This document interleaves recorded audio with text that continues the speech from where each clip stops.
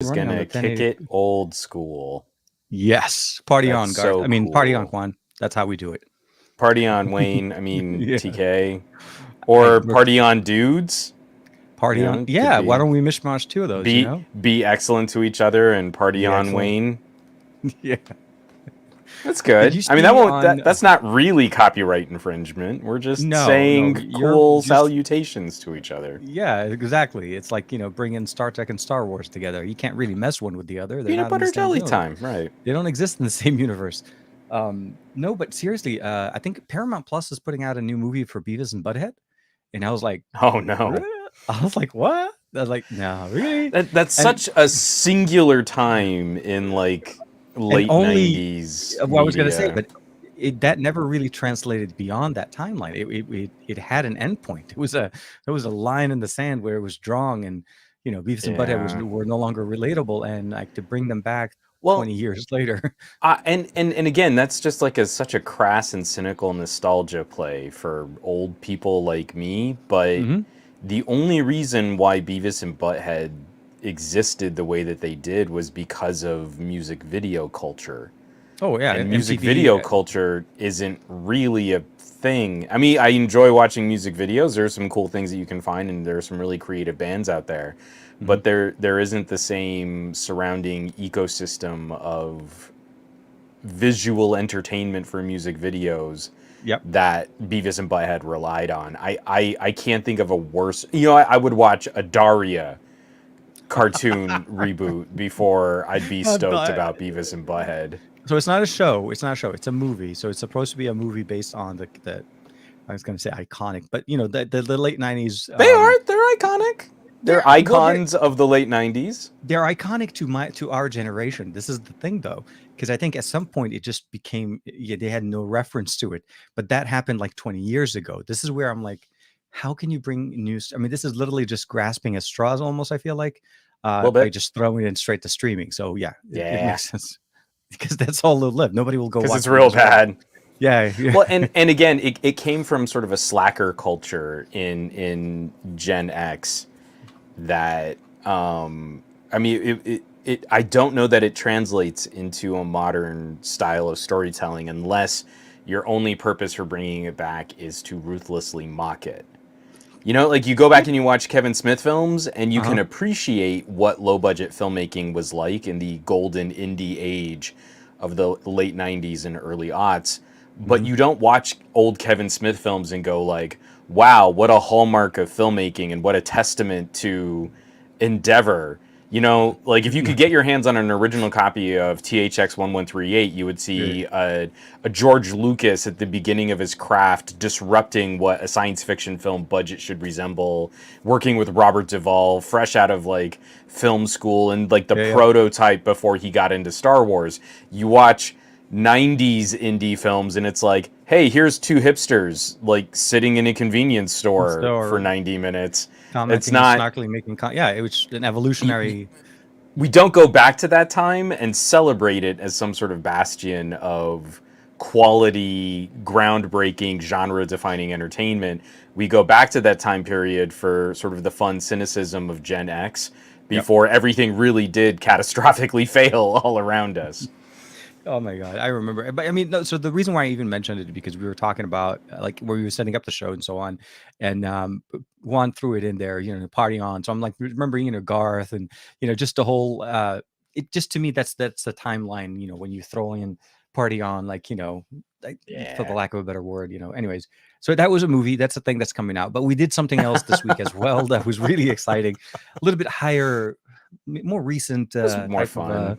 I think Yeah. so. I was surprised. I was surprised how fun it was, and just nicely, be able to disconnect and hang out. We got a chance to hang out again this week, which we got a chance to go there and with the folks over at TCL, which was really nice. So, I for me that was definitely one of the highlights of the week, getting a chance to see the Black Phone and have some snacks and kick it and just have a nice chill Tuesday night. As Yeah, opposed I to mean, I really don't want to delve into spoilers or no, no, anything. no. Well, yeah, definitely spoilers Um, free.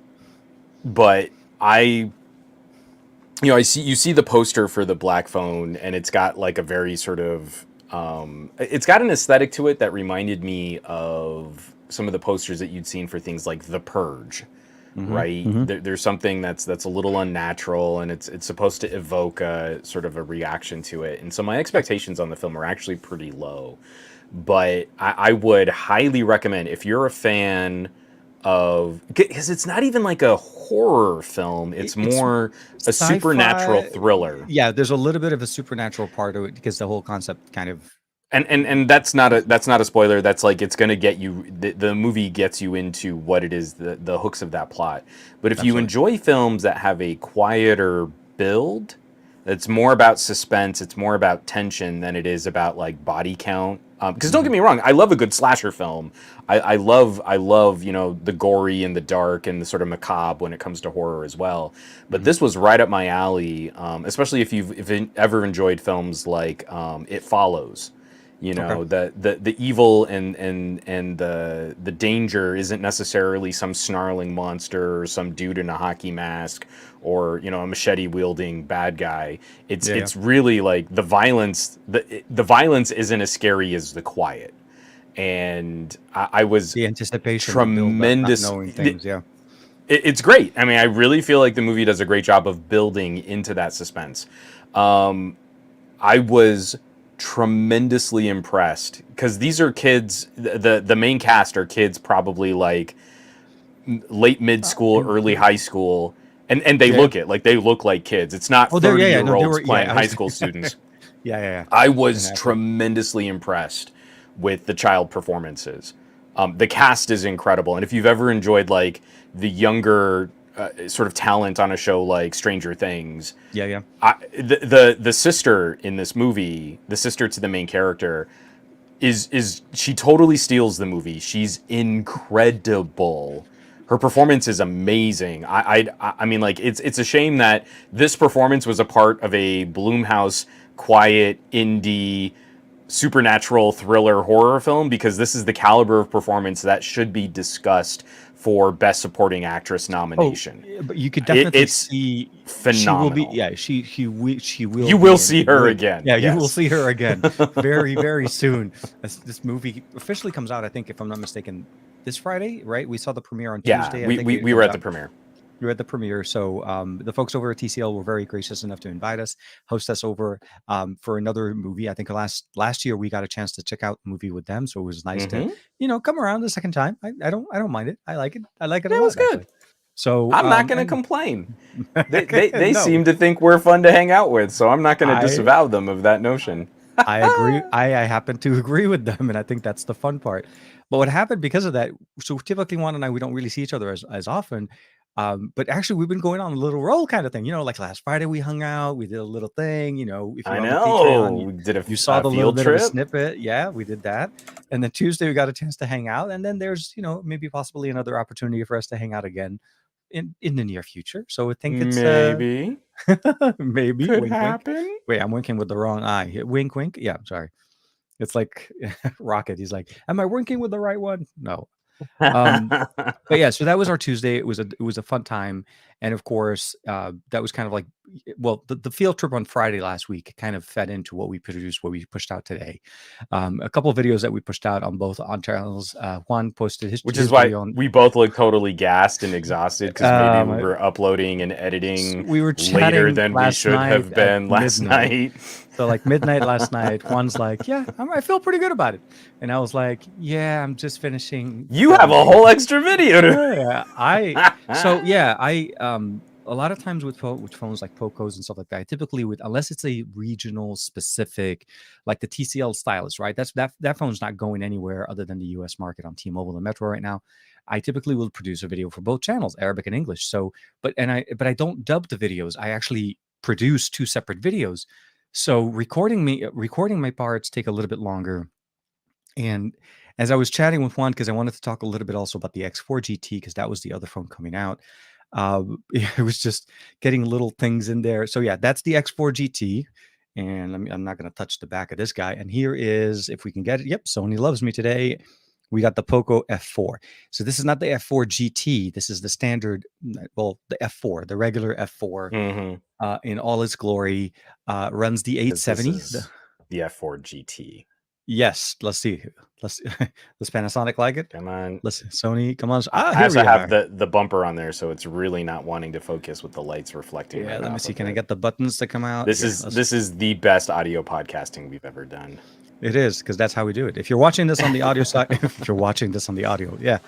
Okay, that's how much you know. Yeah, so how much Barry's you already got. cutting to the chase here. He's like, yes, 8700 versus 8100 fight, Fight. and you're like, yeah, that's kind of the big deal here. It I is. mean, I always enjoy getting to spend a little time with a POCO. I Yeah. think while we're entertaining conversations from other brands that are trying to create emotional reactions to mid-ranger phones, I don't know of any company that's sustaining as well and Hmm. has grown, because it's not just Oh, like they make one flagship killer and that's their whole identity. It's like the POCO label has actually created a bit of a spectrum oh, of yeah. devices, They but I literally don't just think dropped the anyone. C40, not even less than a Exactly. week ago.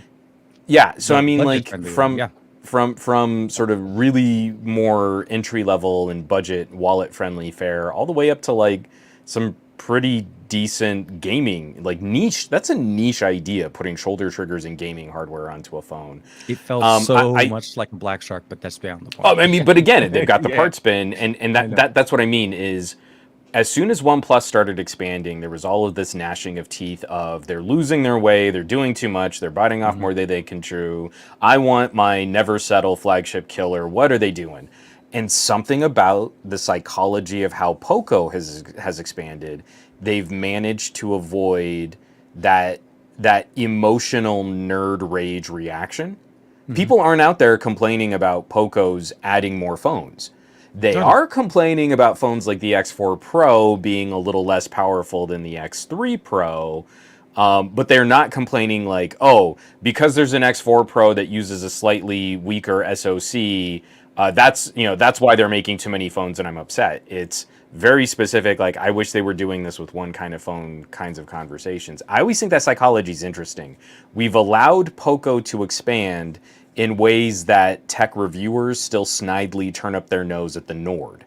Hmm. And you're like, I still don't get, why is it fashionable to build up and then tear down OnePlus as a label because you feel betrayed. But POCO is doing something very similar, and we're like, yeah, but yeah, that's good. I know. Not, It's a I'm not trying to tear down POCO, because I want to see this kind of success be translate. sort of celebrated Yeah, yeah. for a number of labels. Like, when a company grows, that means you get better products. When OnePlus succeeds and builds better phones, then you get better phones. And I think it's interesting to see how Xiaomi, under this POCO sublabel, has been able to deliver that. You mean Poco under the Xiaomi sublabel? That whatever I said, put Yeah. the categories in the Put right place. No, no, I'm with you. I'm with you. I'll be very, very forthcoming in saying that I am running on 3 hours of sleep from last night. So yeah, there may be some mix up of words, and if I do, please feel free to call me out. I'm not I'm not going to deny that part. Right. The the approach that I saw for this, which is actually, it's kind of weird, because we got introduced to the F4 GT before we saw the F4, and the F4 GT is obviously running latest specs, 8 Gen 1, 12 gigs of RAM, 256 gigs of storage. I mean, it's built to be a powerhouse for gaming. So when Hmm. I see the GT label in there, I look at it as, okay, it's a powerful phone and it's focusing on gaming, and that's why I was kind of also. So I got a chance to Okay. watch your video, great video as well. On the X4 GT, I noticed that it's a different flavor. The X series is different than the F series. So Yeah. how did you feel like, I mean, from the spec, from the representation, what you got in there, do you feel like it's a gaming phone? Do you feel like it's like a No. good, so I guess I'm wondering. Again, I am now getting very specific about my niches. Like, Mhm. I'm wrapping up. I finally wrote out the full finished script for the Moto Edge. Right. I'm not going to Oh, sidetrack us. Just, I've had the phone for a while. Finally got the folio case. It was time to finish up that video. yeah, yeah. And when you go from a TCL stylus Hmm. through a Note 22, a Speaking of the Surface Duo stylish, 2, and listen. a Moto Edge Plus, and you're Hmm. like, these are four radically different flavors of productivity phones, right? Hmm. This niche actually has a wide spectrum. So when I see gaming phone, I'm increasingly saying like there are phones that are good at playing games, and then there are Yep. phones that are gaming phones. I would say an Xperia is a crossover. It does, yeah. It straddles the line of a content creation platform and a gaming phone platform. It's not quite a gaming phone, but it's very good at playing games. It has a unique perspective on But gaming because but of the but but display I, aspect. yeah, Yeah. I'm not trying to talk about Sony. I'm just trying to get to this point here. The X4, the X Yeah. series of phones are mainstream daily drivers. I think they're offering the best balance of compromises. Hmm. And what happened with Vivo and their naming kind of happened in the reverse. Or isn't there? Yeah, kind of in the reverse. So last year for Vivo, their crown jewel phone was an X70 Pro Plus. Yep. That's clumsy. That's too many pros and pluses and extras. So now the replacement for the X70 Pro Plus is the X80 Pro, and they Yes. simplified it. Yep. So this year, the X4 Pro is sort of their mainstream option. It's the best all round device. Hmm. The X3 Pro had a more powerful SoC in it, but the X4 Pro, better speakers, better display, better battery life, and to compromise for the addition of 5G radios, they went with a less expensive SoC. So the replacement for the X3 Pro is the X4 GT. If you want the higher performing spec device, that's where you've Hmm. got to change the two letters at the end of the phone name and you step up to an X series phone. But again, it's not one to one. POCO Okay. is a razor thin margins kind of manufacturer. So while you get that more powerful SoC, the 5G radio, the super fast charging, you sacrifice the OLED and you step down to a high refresh rate LCD. I So noticed. Yeah. you can't. Again, I get really pissy with Hmm. techies that can only see like the phone name and then they say, well, this phone name had this specs and this should have had this other, and you're not really grading the phone for what it is.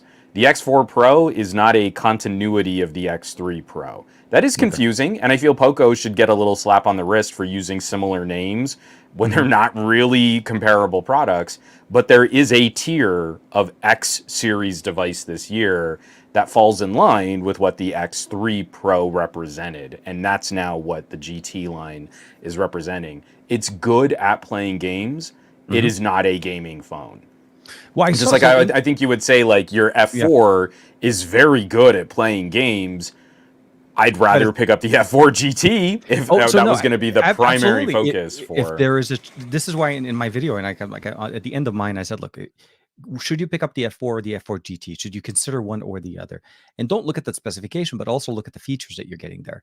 The F4 GT is designed to be a gaming phone. It actually aesthetically, the LEDs, the triggers, it's a functional phone that's designed. The placement of the battery connectors to the actual motherboard are placed on the separate side of the phone just to dissipate the heat. It's purposely built. Mm-hmm. Um, and it is absolutely like I mean, when you think of a gaming phone, this is what it's answering. The F4 I felt like was more like I felt like it was better well-rounded as far as a general use. The camera on it is definitely better than what I saw on the F4 Oh GT with yeah. the OIS, the main camera Oh at least. yeah. So there is like there is a focus here on giving you better imagery. Low light photography with the OIS definitely performed better than I was expecting. We had a chance to go to the Natural History Museum last Friday, and there's a lot of different places like where we were, we were actually trying to like I was comparing it with another phone that I was looking at and which I can't talk about yet, but Sure. the continuing run of the site. Anyways, I know uh, what you're talking about, but we can't tell them yet. we can't. Yeah, so stay tuned for another episode where we will be able to talk about something and then say we can't talk about something else because that's how it goes. That's how Um, we roll. the performance that we got here definitely shows the improvement. But I Yeah. feel like again, it is like you said, it's a good list of compromises to be able to target the price point of the phone Mm-hmm. because I think that's the biggest thing. The reason they went with the 870 or the 8100 immediate dimensity is a price point. But I feel like actually in to certain scenarios, I feel like the 870 performs better than the 8 Gen 1 when it comes down to certain gaming and temperatures and Yeah. heat generation. So to a certain point, I actually enjoyed that it was running in the 870. So that was a nice You little know, refreshing thing. I feel like the F3 was such a good balance Mhm. of higher performance hardware at a reasonable price point. I very much had the expectation the F4 wasn't going to rock the boat. We weren't going to see some radical departure from No. that. And when you have the F4 GT as a standalone option that is much more specifically targeting gaming performance, you have a different set of compromises. Again, if you want the better phone, I think the better phone is the F4. If Mhm. you want to play games, you balance some compromises with things like camera tech Yeah. and some of the other phone, even just something like, I'm sure the F4 is Mhm. probably a little bit better splash resistant, being just a regular slab Just phone. grab the Having phone. magnetic pop-up triggers absolutely compromises where POCO isn't even going to bother trying to put a water Oh, resistance I or ingress absolutely. protection rating on that. Yeah, no. That's there's many companies. I mean, even OnePlus does this, right? They'll release a phone on their own label. Well, I mean, it's always their label, but I meant to say, like, if they're selling it by themselves, and they won't put an Ingress, IP rating on it, but then T-Mobile Oh, requires it. So but I therefore, mean, like, yeah. just the practicality. The F4 is a regular slab screen phone. Yeah. So It's the even if same. it doesn't It's only have, because rectangle. I don't think POCO has put IP ratings on any of their devices either, but just the fact that it's a straight slab, there Yeah, is less opportunity to get moisture into that phone with a splash or a spill yeah. than Of having a course. phone with slide out switches and triggers and moving parts. Again, you would never assume that a Red Magic is in any way, shape, or form water or dust resistant. And I'd kind of like the to see same that. Yeah, for, yeah. yeah, The just dunk fan it in a go ahead bucket of and water. the You fan get just you works get faster. for a second, and Yeah. then, I mean, again, you can water cool that thing once. Once. I So, remember. Yeah. Go ahead. oh no, I was just gonna say, I mean, kind of taking it back to this, um, I understand why people get into brands and labels, and I Yeah. absolutely feel companies haven't always done the best job of fulfilling expectations. It's like, I'm really glad that LG called their last mid-ranger phone the Velvet. Like, they gave it a Mhm. name instead of trying to call it like a G9 Lite or something like that. They totally could have piggybacked Oh, on absolutely. the Yeah. name of their established brand. And I think that actually kind of hurt the Pixel a little bit when we went from Pixel 4 being a true premium tier phone to Pixel 5 being a nicer mid-ranger Mhm. what I felt was an appropriate price for the Pixel 5, but Oh, you absolutely. couldn't get techies over the hurdle of, but one Pixel 4 is more expensive and this is called a Pixel 5 and is it a flagship? And you're like, you could just shut up. I mean, you're so destructive to this conversation. So when They're I just had a whole building bunch the of people in drama. my They're really just comments, building the drama. I mean, if you really think about it, at the but end of the what day, drama? they It's a no, Pixel. they. What I meant to say It's is they build up a fictitious drama narrative Yeah. just Oh, so yeah. it That sounds I like they're believe they're just making. ginning up a controversy. Well, that's what I'm Absolutely. saying. Yeah. No, absolutely. Yeah, So, exactly. That so didn't even I exist. understood the people who saw the X3, and the X3 Mhm. had a Snapdragon 860, which is basically an 855 plus. That Yeah. is an awesome SoC. I totally get Yeah. it. There was a good phone. Um, so I understand why people might have been upset that the X4 Pro had a much lower tier performing SoC, a much more mid-range spec Pros. SoC.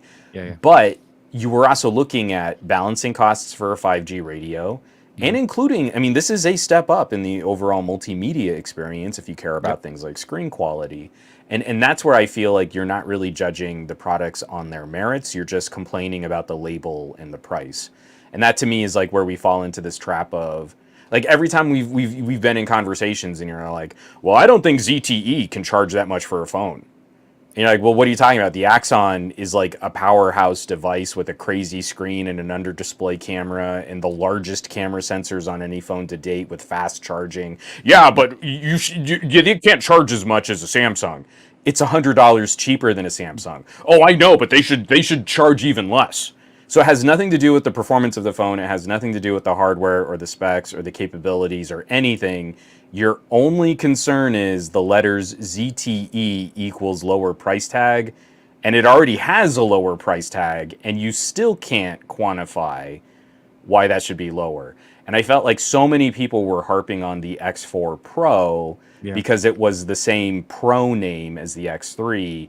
But here, now we've actually got the replacement phone for it. I just think Xiaomi, or POCO, I should say, has Yeah. done a really bad job of setting consumer expectations. If you're a techie, though, you should be above what the label says, and you should be looking at the product itself, what And it actually can review it. do, Exactly. and then seeing like, well, how much does it cost? Oh, you know what? That's cheaper than the X3 was. Okay, that makes sense.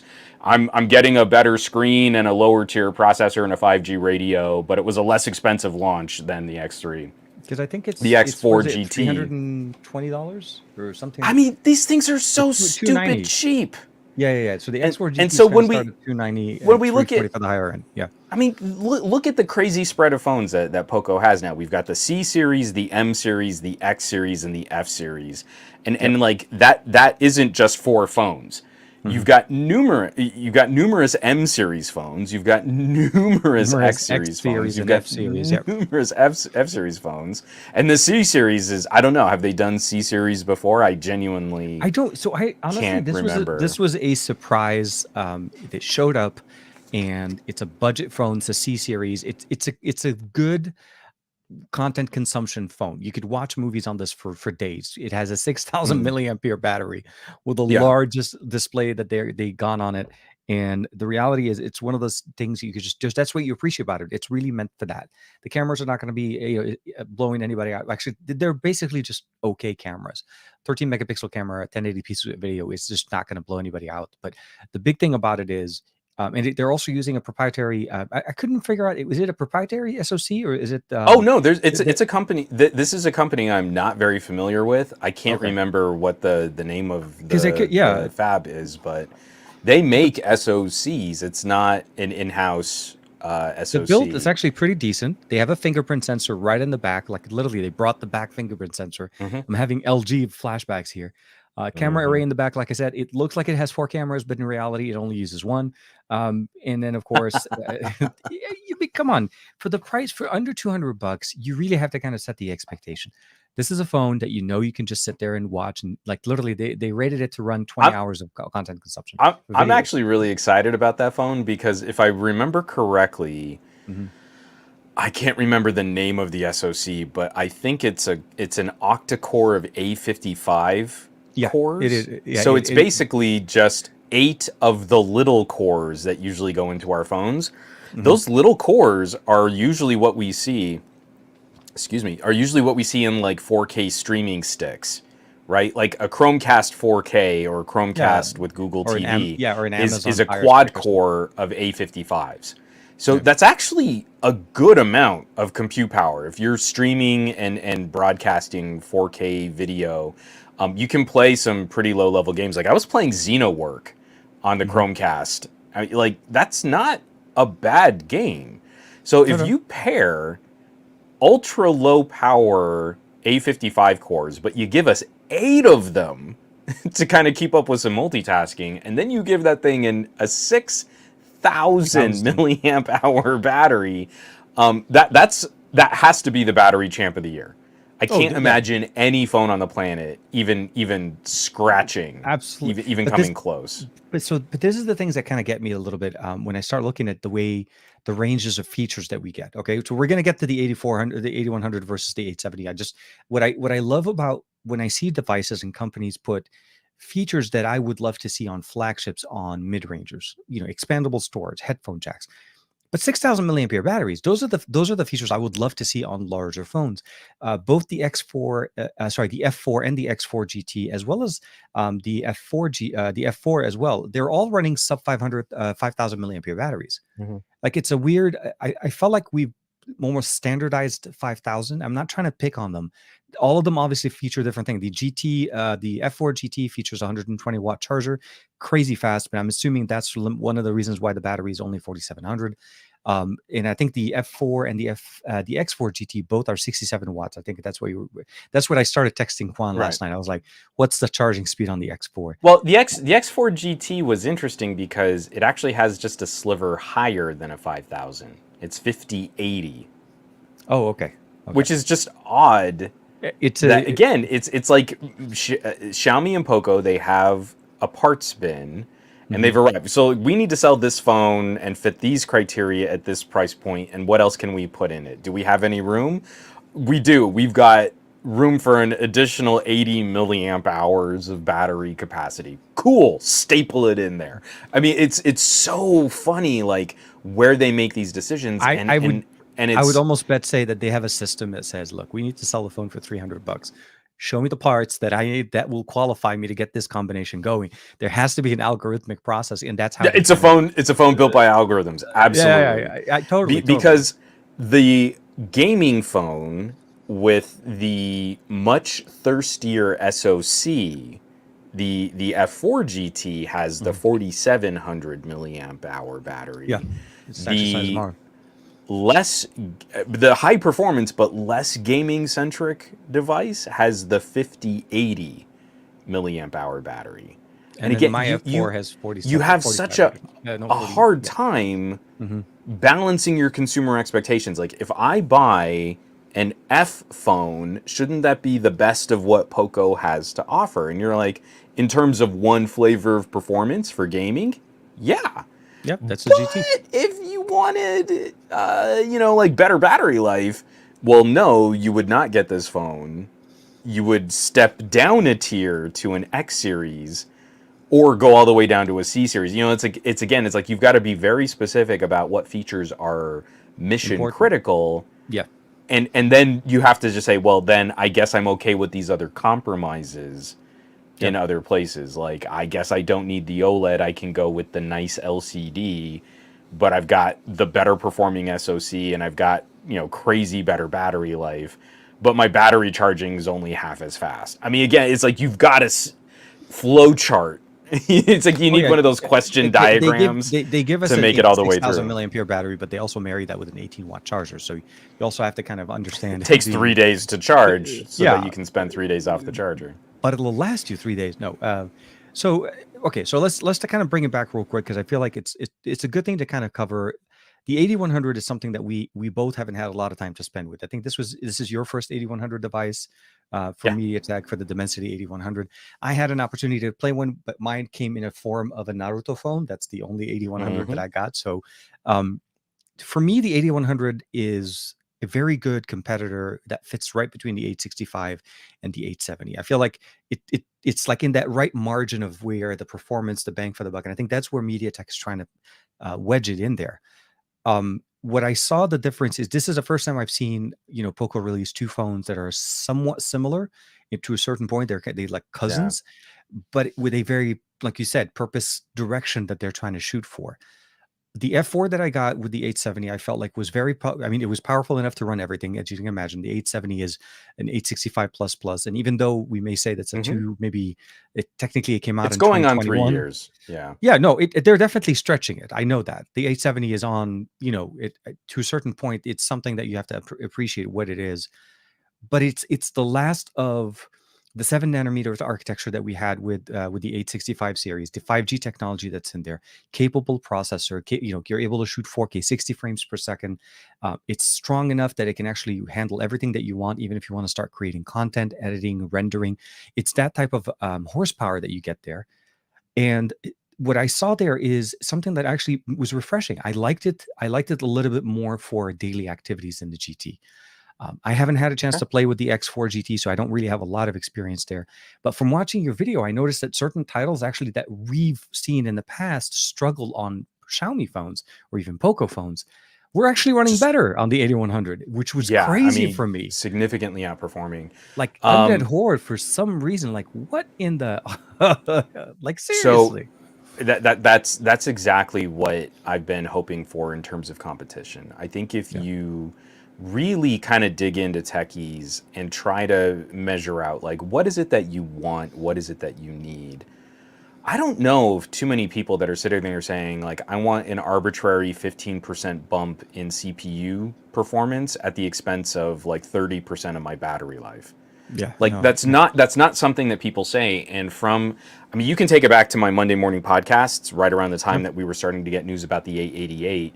You Mhm. were seeing some of those initial like AnandTech graphs and charts from ARM reference designs, and you're like, there's this graph, and you show me how you can climb higher in terms of performance, but boy howdy does that seem to come with a big penalty for battery.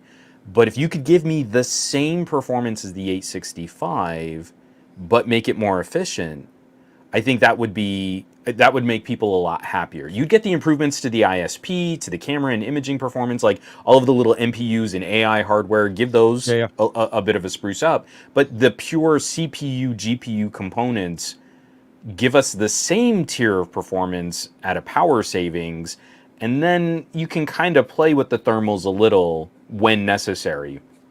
But this whole like experiment with X1 core, Mhm. I feel needs like another generation of refinement before we can start getting it on track. And yet here we've got the 870 is still revered as the best balance of high performance and thermals, and the 8100 takes that same idea and gives it Yep. a die shrink. Yeah. So when we're looking at like what actually goes on with the phone, you can throw. I threw the X4 GT Mhm. through Geekbench, and the Mhm. scores look about the same and often worse than most of the 865 and 870 phones that I've reviewed. So Like from what I saw in your video, it's in the nothing looks 900s, but it's exceptional. not. Well, none of them really. I Like mean, the whatever. reality, yeah, yeah, it's a number on paper. But same Um, no. But same thing with the GPU scores. So again, we have gone through 3 years of reviewers mhm. using Antutu and Geekbench as like the sole number that we're going to quantify and rank this phone performance. Yep. If I put Bright Ridge on a Snapdragon 888. Bright Ridge Mhm. is a little fantasy exploration game, but the cool thing about Bright Ridge is it has very PC-like graphic settings. Yeah, yeah. And you just turn everything up, like draw distance and trees and foliage and Shadows water and reflectivity and shadow. mhm. And 888 struggles, but it struggles to keep that phone running above 50 frames per second. On an 8100, I was pinned and rarely fell below 60. Now, the Geekbench scores on an 888 look so much better, 10 Better. and 15% improvements. And wow, isn't this incredible? And you're like, I'm comparing this against an 870. Those same graphic settings on an 870, that phone's going to struggle to stay around above 45 frames per Mhm. second. So I'm doing 15 frames per second Mhm. faster on the same tier of SoC, and that's what we get from a die shrink. Mhm. It's the same style cores, it's the same style GPU. Generationally, the 8100 is built to resemble the Snapdragon 870 a Yeah. No, lot. no, absolutely. But that refinements to the manufacturing and fabrication and that die shrink give us capabilities to push that hardware. I mean, and again, depending on the title, 30% more performance I in love a that. straight showdown. Yeah, That yeah. is remarkable. And the phone isn't draining the battery any faster and doing a pretty hefty graphical presentation of that game. I would say Qualcomm's ISP, their image processing, that's still a generation ahead. Mhm. Where I ran into issues with the 8100 was on like 4K video rendering. Okay. An 870 could easily outpace the 8100 in both Power Director and KineMaster, Okay. but in some really surprising ways, like especially CPU bound tasks and in a number of games where I wasn't expecting it, the 8100 ran away. I mean, it's like on a phone that again, this is an SoC that's really built and it's designed for mid-ranger phones. This is not a Mhm. premium tier chipset, Oh, and absolutely. Yeah, yeah. it's nipping at the heels of 888s and 8 Gen 1s, and like this is exactly the kind of competition that I think we've been thirsty for. We Mhm. get better performance at a reasonable power draw with a great balance for thermals, long sustained performance. It's going to lose fights against Mhm. phones that cost twice as much, but it's not going to lose fights by much. Those phones cost twice as much. So You have again, to kind of, yeah, I get real excited about that. you have to factor how much money you paid for the phone and how much the performance you're getting. It's like that margin where you start saying, it's like, is it really that much better to pay 30,000 or $20,000 more and only get maybe a second shaved off on the 0 to 60? Yeah. It's the reality. At the end of the day, you have to really make that calculation, and it's not a flex situation, right? You don't have to say I'm flexing with an 870 or I'm doing with an 8 Gen 1 or I'm running the 888. Get the device or get the SoC that does the best for you and also fits within your budget. Both the F4 and the X4 GT, I think, answer that in a very specific manner. And I think Yeah. that's what the main thing you have to look at, and really why you need to do a little bit of research. Um, when companies do release multiple phones, especially with Xiaomi and POCO, they're really kind of their differentiations between each device is, it's almost slim. Like the Redmi line of devices from Xiaomi, you could definitely see they sliced that differentiation between Mhm. one version to another, down to one being a Pro as opposed to a standard, and one having 5G Right. and one not having it. And none of those labels mean anything No, anymore. I've been no, through no, so many absolutely. M3, M3 Pro, M4, M4 Pro, M4 and Pro it and 5G, M4 yeah, 5G. Like it doesn't mean anything anymore. what you need to really kind of start seeing is the benefit of what MediaTek is trying to bring into the market. This is really where I get excited, where MediaTek comes in. MediaTek, when the original announcement of Dimensity SoCs a couple of years ago, back in 2019, we started to see them stepping up to the flagship experience, and we started to see, with the Dimensity 1000, the 1200, we saw the Hmm. 8000, the 8100 that we're getting a chance to play around with right now. And I'm really excited to start seeing them coming out to more markets outside of the Asian market, because the 9000 is still for the most part locked into Asia. We cannot Yeah. find this anywhere outside of Asia. And even though I had a version that I got a chance to work with Oppo, I could not get them to send me a 9000. They were pretty adamant. They're like, nope, this is meant for China. There's no reason to send it outside of China. And And you're like, uh, you're wrong. Give me the yeah, damn phone. send me the phone. You I, reached I through the phone and you shook them until the 9,000 fell out of their pocket, like and the then you table. grabbed it and ran away squealing. Absolutely. I hung up right That's there. exactly how that went down. And they never called back, but that's how it goes. So what I mean to say is, when we start looking at the two, they're really very close. The 870 and the 8100, it's going to end up being something like a specific feature, specific Well, performance. this is where we need more reviewers, because we can't. TK and I try and talk about this stuff, and we try to cover it reasonably. But like, this is where we need any other phone reviewers to start tackling this stuff, like Mhm. Gamers Nexus or Hardware Unboxed. Yeah, yeah. I have to be very specific about what tests I'm running on phones and the comparable performance. Like you were saying, some of my all-time favorite arcadey twin stick games on Android cannot play on Xiaomi phones. It's a Doesn't weird, matter, it's an anomaly of, 870, yeah. 888, 8 Gen 1. There is something going on with how Xiaomi is handling the GPU performance on those phones. Tesla versus Lovecraft, Tesla Force, Neon Chrome, Undead Horde, they immediately turn into slideshows. I get a spike of performance. I can demonstrate. I've shown the graphs on camera.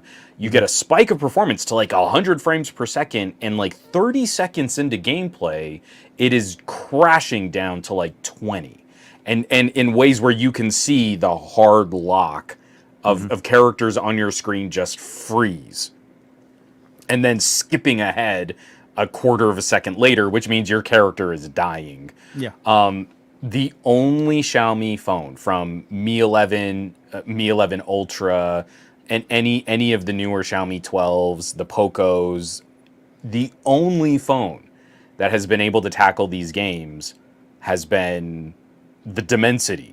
So I don't know what it is that they're doing, like why that's different, or what software might be getting into the way, or what optimization. There's maybe some kind of game optimization service, like Mhm. Samsung style, that Yeah, is yeah. looking at the performance or the GPU draw, and it's not a problem on this 8100, and it has been a problem since the Snapdragon 870. I don't know. I'm grossly speculating, but I can show you, like, if you're going to go head to head with an 870, the Dimensity is going to be better for CPU compute. It's going to be Mhm. better for things like file compression. It's hanging with 8 Gen 1s for my batch photo processing. in Oh, ways okay. that the 870 will fall behind. But then the 870 takes the lead and just curb stomps it for video rendering. So I mean, it's like if you don't have someone who's saying like, "Hey, what is it that you do on your phone? If you're looking at these kinds of games, this is the kind of phone you want to shop. Are you looking at these kinds of tasks and office and document work? Then you might want to look at this kind of a phone." It's like if we don't start compiling that data in the same way that we test laptops and desktops, Mm-hmm. you really cannot predict what an SoC from a manufacturer is going to do in a phone. The And it's GPU hard to issues say. that I have in a Xiaomi Mm-hmm. completely are not replicated on a Vivo or on a OnePlus. But then Well, again, a Vivo or a OnePlus won't play other games to the same tier as my Pixel will. You know, if I'm yeah. looking at Titan Quest or Dead Cells, I mean, my Pixel 5 can outperform my OnePlus 10 in Dead Cells. Like if I just want 90 frames per second. Well, yeah. Well, Well, OnePlus okay, does very aggressive game again, but yeah, you limitation can't, built in. you cannot glean any of that if you've got some chucklehead out there going, but it's got the bigger Antutu number. Means nothing. I know. It completely does not reflect any. I mean, and I've gone through, like I've seen, there can be, you know, like a 5 to 8% spread Mm-hmm. in numerous runs of Geekbench. Two phones, similar components, same RAM, different manufacturers. Okay, this one is generally outperforming for Geekbench, and Mm-hmm. then all of these individual real world apps and tasks, it's a complete crapshoot. It has nothing to do with any trend that we can derive from a synthetic benchmark. So until other people want to step up and say like, "Hey, I've got this phone and I've done these things on it. I've timed the completion of these tasks and Mm-hmm. I've tried to replicate that consistently," then it's totally up in the air. It's completely unpredictable. And even when I'm going through these kinds of tasks that I can time and complete, I still can't tell you for the apps and services that you use because I can't time and test those. Mm-hmm. You know, it's like that operating environment is unique to the user until we get more people out there contributing data. Exactly. No, and it is. Not everybody uses their phones the exact same way. And depending on the needs and the uses of what they want, they really, like I said, just look at what your device is intended to do and then shop for that type of device that does it well. Don't go by the label, go by the function and obviously the price point, because that's going to also be a big factor into what you're looking for. And this is where the 8100 kind of surprises me. Also with better codec support, just overall, like you said, Did you power try draw. doing an AV1 test? No, I didn't. I didn't. Well, I mean, I So don't have it. I, You mean on the Naruto phone? You mean? yeah, Oh yeah, you no, didn't I try? didn't get. I did Okay, not get a I've chance to. got a Blu-ray rip of Alien Yeah, in I. AV1. Mhm. It does not play on my 2080 Ti. I've got a Threadripper with a 2080 Ti, and this video can't even scrub the VLC timeline. That sucks. I know people have had better support with AV1 on the RTX 20 series. RTX 20 series GPUs don't have native hardware decoding for AV1. Okay. AV1 is the new codec that's going to be coming out. Netflix is already steaming ahead with Figuring it out. transcoding their library. It's supposed to offer even better image quality in a smaller container, but of course that's much more processor intensive. It takes more horsepower until we get that native support. Just like we went through H.264 and HEVC, once we get more native decoding support for these types of codecs, then it becomes easy. But in the transition, you leave a lot of people in the lurch if you only have one flavor of it. So the Netflix catalog is going to be a mess for the next 3 years. The Dimensity 8100 Mhm.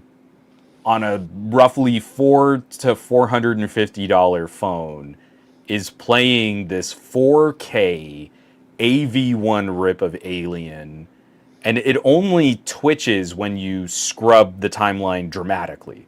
Like, Okay. not skipping ahead 10 seconds, like trying to jump immediately to the middle of the movie, and it It's where takes you a don't have. Yeah, while where it's not able for to the phone to buffer essentially. recover. Yeah, yeah. It's a jump. Once it starts playing, it's like butter. I I've see. got an Yeah. 8 Gen 1, I've got a couple of 8 Gen 1s in front of me that you play the same video and it plays fine, and then it kind of hitches and it stops, and then it recovers and it plays fine, and then it kind of tweet and then it kind of plays fine. It. 450. I mean, again, I can't. MediaTek is making so many smart decisions. Hmm. I like what we can do with Qualcomm. Qualcomm has joined the audio conversation in a really big way. It's This year for shocking to sure. me that they Yep. have not included Well, last year like too, when better we talked video about. codec support from Hmm. the 888 on. You know, like AV1 is going to be the future. If you pick up an 8 Gen 1 powered phone today, you are in that 2 to 3 year timeline where the Netflix catalog is going Gonna to be change over. rolling over to AV1, which is going to reduce your streaming bandwidth when you watch Netflix. It's going to be less data intensive on your caps if you have data caps in place. Of That's course. a Yep. good benefit to have. And here, if you buy your phone today and it's a Qualcomm powered phone, you're not going to be on that AV1 train. So again, it's just so interesting to me when you look at like what is the timeline consumers are trying to hold on to their phones for, and MediaTek is making some decisions on this that I think are actually better future facing product decisions. Do you get a huge benefit out of AV1 today? Hmm. No. Don't most people hold on to their phones for at least 2 years? Yeah. Yes. So put it in there. License But the technology and and they've been include doing it for your AV1. consumers. If are they not doing the AV1 actually? Not even just the 8100. They've been supporting it with, I want to say, the 1200 and the 9000. It's not just the 8100. So they've I supported. No, no, I no. want to So say I we want knew to they say were the going to the 9000 for sure. flagship. We Yeah, we yeah. we were in. I actually asked. We were in the MediaTek brief together. So when the 9000 launched and they had some notes on the 8100, I asked specifically because they mentioned they were so proud. 9000, it's coming out. It's got AV1 support. Awesome. And oh, we also have this 8100, this 8000 Dimensity too. 8081. Yeah, the And you're 8100 like, came out hey, right away. is that also going to carry some of the same stuff? And they were like, oh yeah, for sure. Like NBD, yeah, we're totally going to do it. So now I've got a phone in my hand that has this, and you're like, yeah, that is actually, it's so small, it's subtle. Does this radically change your Netflix experience? No. Maybe it's only going to save you like 5% on your data caps and your streaming and whatever concerns you might have. But you know So what? In an economy where we do everything online and you have a data cap and you're streaming high quality video, an extra mhm. 5%, every little bit's gonna help. And that to me is like that is a forward thinking product offering, and it's more in line with what I think consumers are going to care about. As I stream more video from these types of devices and I stream in higher quality, it matters to me that my data actually goes down for Mhm. a good quality image when I'm watching this stuff. So I want to share this real quick screen with everybody here. This is okay, of course, impossible to read, but kind of like just roughly referencing what Juan was talking. So they did actually, and it says MediaTek has announced it enabled the video YouTube streaming using the cutting edge AV1 video codec for the Media Dimensity 1000 series. So it is going down Oh to the wow! So they 1000 didn't want that series. back. Yep, and so the Dimensity 1000, the 1100, the 1200, those are all getting it up to 4K 60 frames per second, which was an improvement in compression rate efficiency. AV1 gives users incredible visual quality and smoother video experience while using less data, which is exactly what Juan's pointing out to. Because I remember seeing it somewhere where it did say that it went down back to the 1000. Because I remember the conversation I absolutely, and I don't think it was.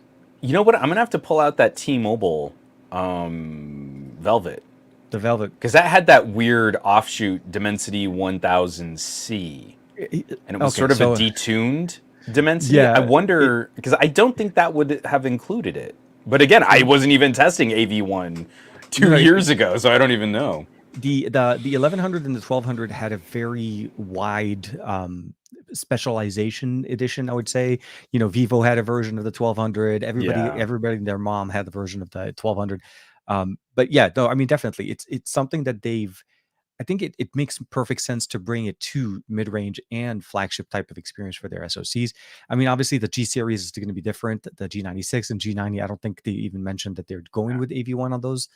But this is why I'm excited. This is why I'm excited to see where MediaTek is able to go. We've had a couple of years now under the hood with them to be not only offering processors, offering different series of devices.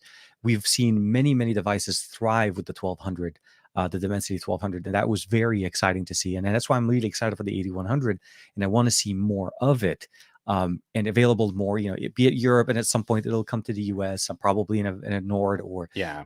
or some sort of, or Motorola or something like that.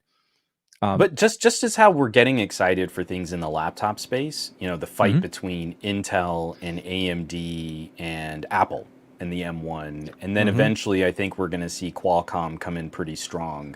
When we talk about like the big cores in phones, to me it makes a lot more sense that type of core design going to tablets and laptops, Yeah. like a Surface design product with like these Cortex X1 cores. To me, seems like a more appropriate use of that kind of power performance or performance per watt kind of curve, especially when We you can have put bigger batteries I was into about to say, but you larger also have surface a area. larger surface area, better heat dissipation. Yeah, You won't have to rely as much on heat to for trying to sure. drive some heat for the display. There's a whole bunch of different aesthetics or functional, design, things that Yeah. they could do. They have more space. Let's just say that But they have but more. just as we're getting excited for this kind of laptop and mobility computing renaissance, because I think actually laptops are in this sort of an amazing golden age right now of, Mhm. of good competition, new features, innovative features, better performance. I really hope more phone techies are going to get more interested in the SoC design. Yeah. Like in front of us right now, we've got this hodgepodge of different core configurations, different co-processors, and different GPUs. Like TK, and sitting in front of you is a phone that's ultra low power with an octa-core CPU. Hmm. Octa-core doesn't mean anything, right? What matters is what are those 8 cores? Are Exactly. they 4 big, 4 little? Are they 2 big, 2 medium, 4 small? Are they 1 really big, Big. 3 kind of big, 4 little? I mean, if we're not paying attention to that, again, we've got 26 people watching this stream right now, according to StreamYard. I'm talking to the techies, Yeah. right? I don't expect your great aunt to care at all what the CPU core configuration of her phone resembles. But if we want to make a better purchasing recommendation for our great aunts who have specific needs and Hmm. have devices and have a budget and they want to get the best bang for their buck, it's on us to know. Yeah. Well, she said battery life, battery life, battery life, and she's doing the bare minimum basics on phone calls and texting and email. Well, an octa-core of ultra low power CPU cores with a giant battery seems to make a lot more sense to me than trying to give her a mid-ranger with like a 3 big, 1 ultra big, 4 little core configuration. There's And a when we small. can really listen to people and listen to what they do and listen to what they want, if we know what these things are really capable of and we understand what this hardware is built to do, I think Mhm. we become significantly more effective at being good tech neighbors. Like we Yeah. become much better resources for helping people out. Yeah, no, and I think the other thing that I always hoped with, though, is the way the marketing is put up there, because like I said, the way we read the specifications, if somebody goes into the store and they're looking at, the C40, and they see octa-core, so that's, I think, the big keywords that are putting in Yeah, there. I You need to know. be able to peel the onion a little bit more, like, Right. Juan was saying. Yeah, what You mean kind like of a Snapdragon 810? Wasn't that a great octa-core? Wouldn't we be that so was excited? that Ooh, was it's the got easy. 8 cores. I was gonna say it I'm was the so easy bake oven of excited. the 800 series. I still remember the 810. I really missed the 810 because it was, Qualcomm tried profusely to try to manage it. Google pushed updates after update after update after update, and I think at some point they kind of just stopped, and it was just hard. It was a Huawei collaboration too during that year, because that Huawei built their Pixel. And I remember it because we were at the Android barbecue, the big Android barbecue back in Texas, where God, I never made it to one of those. I always wanted to I go. I made it twice, and it was the most fun ever. Yeah. Like, between that one and DEF CON in the UK, those, like, specific Android development, Android community building, and Android, just general Android kind of conferences are always exciting, because you get to see so many people working in different parts, at different levels of the not the SoC, but like the development of the actual software, and pushing it, and Hmm. what what companies do with Android, because Android on its own, as you know, it's not just what we see on phones. There are people that utilize Android to deploy systems, either be it Yeah. tablets, PCs. There's a whole bunch of things that Android exists in. But again, those are the things, like, so the barbecue was really fun because we got a chance to see, we'd have people from Google coming in. We had Cyanogen Mod back in the day. It used to be the rock star of the Android barbecue. They show up and everybody like, yeah, let's go. Um, and they were right at the time. Don't get me wrong. I'm not trying to make it sound like they're not. At the time, they were. Um, but it was also like, Oppo would come in there, HTC, Sony would come in there. You'd see all these little, and then T-Mobile would come in there with some, and Samsung comes in, and you have all these different companies to work with and check out. So Yeah. it's fun. We don't have a lot. Of those. CES doesn't come close. No. No, and but at MWC, I think, no, even MWC still doesn't. There are really very few. DEF Well, CON, I I think. kind of feel like the hardcore, the diehard tinkering crowd went on to other Yeah. projects. Like I know a good number of friends who went on to just really dig in deep on 3D printing, Hmm. Raspberry Pi, Yeah. tweaking and configuring small form factor builds. Someone just went back to like PC builds, Hmm. like those like that crew of from like from the death of Windows Mobile to the beginning of Android, where we were constantly flashing ROMs. For me, it was all about collecting cab files and digging into like phone registries and stuff. Yeah. Just I kind of feel like that kind of enthusiasm has ebbed significantly on Android, even though unfortunately. there's still a good community there. But what I'm talking about though is also just rekindling some of the curiosity. Like Michael Peppertech is making the same joke that I was. A Helio P35 is an 8-core SoC. Octa-core means nothing. Like it's like number of megapixels tells you nothing about how a camera is going to perform. But you've got so many techies that are so hyped up on just what the big number is. Yeah. It tells you nothing about what kind of camera and what it can do. Number of cores tells you nothing unless you know what that core configuration looks like. So it's to me, it's when the 8100 drops, I've got it in my hand. I'm playing with it. It is exceeding all of my expectations. It's exactly what I hoped it would be, and it's Hmm. better than I hoped it would be. That to me is like this is what we should be excited about. You don't want to talk about phones getting boring. Let's talk about refining and improving and giving us better capabilities at lower prices, democratizing performance in people's hands where they don't have to break the bank. It's not as uncomfortable to buy and pick this stuff up. Yeah. Yeah. And if we can't make that a good story, then what are we doing as techies? Like, why bother? What's the point? Because to me, this is so clear, it's so apparent, and it's good competition. And It whenever we is. get Yeah. good competition, we get better products. And I think that's why I'm excited for both. I'm excited actually for both the X4 GT and the F4. Both provide us. They're both well rounded. They both will give you a different experience, slightly different, but definitely fit. Well, they feature the best of what I feel like Qualcomm has to offer in this rough price range, performance as well, and also what MediaTek is trying to bring in with the 8000 series, the 8100. Now, obviously, it's not a 9000. We're not saying that it is, but essentially, it's punching above its weight limit in many ways. And I think I want to see more devices like that. I'm sorry I didn't get a chance to see the comment that you put up there. Oh no, no, no. Uh, I mean, again, I just as this is we're kind of going through. I like to just kind of pull things up that kind of piggyback. We don't. It's not that I don't want to read your comments out loud. It's that I want to acknowledge that a part of this conversation is being guided by the fact that you guys are dropping these comments. But yes, yes. Farhan was talking about apparently there's going to be sort of a different core configuration for the HN2, and Oh, okay. again, I feel so Farhan saying like it could be a big core plus two big Plus cores. two, I plus mean, it two, would be plus two one really big core plus two big cores plus cores. two medium cores plus three little cores. So instead of having a quad core little cores, it would be a trio of little Trio cores to make more room for an even bigger X1. Yeah, the thing that I think or an I've X3 would learned be. Yeah. for the 8 Gen 2. So Mhm. whatever your big X1 Mark 3 or X3, I don't know what they'll call it. What what The X1 what I Pro what I 5G what I think Plus. we have plenty of room to, and someone else asked, and I apologize because it's farther up in the comment chain, but someone else asked if was ARM, as the company that makes these reference designs, were they wrong on this tactic of the X1 core?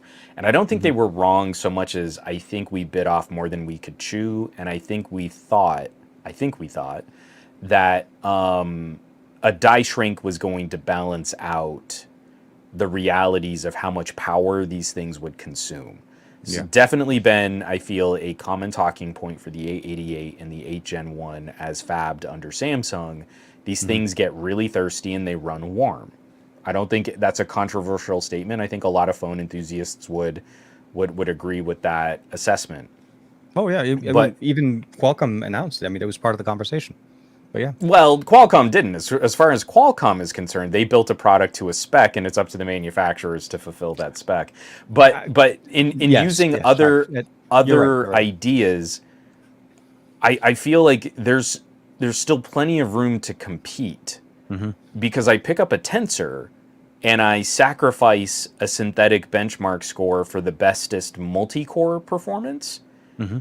But that is a very solidly performing phone that feels like a premium tier device. It doesn't sacrifice performance in any meaningful way that consumers would ever be able to notice, and manages some brutally efficient imaging performance when you take like those crazy HDR burst photos that Google likes to process off of. Yeah. Yeah. And that's a very unconventional core configuration. It's too big, too medium, for small. So when we hear like Qualcomm might be tinkering with like maybe we sacrifice a low power core and we add an additional medium sized core and then we give even more space to an even bigger core, like man, there's nothing finalized in the world of SoC manufacturing. If you want to find the interesting things to talk about in terms of innovation, it's like this type of chip fabrication is fascinating. Yeah. Yeah. Because like, do you want one big, three big, four small? Do you want one huge, two medium? I mean, do you want two really big with two kind of small, but then four little? However, we put all these things together Yeah. is fundamental to how that product is going to perform. And it's also why you can just roll your eyes whenever someone's like, "Oh, but I mean, like Tensor is basically just an Exynos, am I right?" And you're like, that's like saying this is a four-cylinder engine and this is a six-cylinder engine, and they both have circular tubes in them. They must be kind of the same, Same am thing. I Yep. right? It's the same. They both burn gas, and you can just kind of Tensor stooge slap them all the way down. Tensor has Stop gotten talking. so much better Sit down. since launch. Updates have been pushing up the improvements, Oh yeah. features, and many things. Like the Pixel that we have now, the Pixel 6 6 Pro and the 6 are a much better representation, and what we probably were, what everybody was hoping for them to be at launch. But understandably, being that it's a first generation, first release of a new SoC, we're going to obviously see it now again in the Pixel 6a coming out next month. So that's exciting to see it in a more of an affordable price point. They didn't Mm-hmm. compromise. I feel like that if there was a page to learn from Apple, that's a good page to learn, where you're keeping your processor running. It's a different tailored experience, but the core processing, the core experience is there. And if you want to go up to the 6 or the 6 Pro, you know that what are the features that you're getting there in the camera department, the battery, the functional, Yeah. reverse wireless charging, and all of that stuff. So it's a line that you can draw, and I think that's where I'm really appreciating the 6A kind of So coming in with that conversation.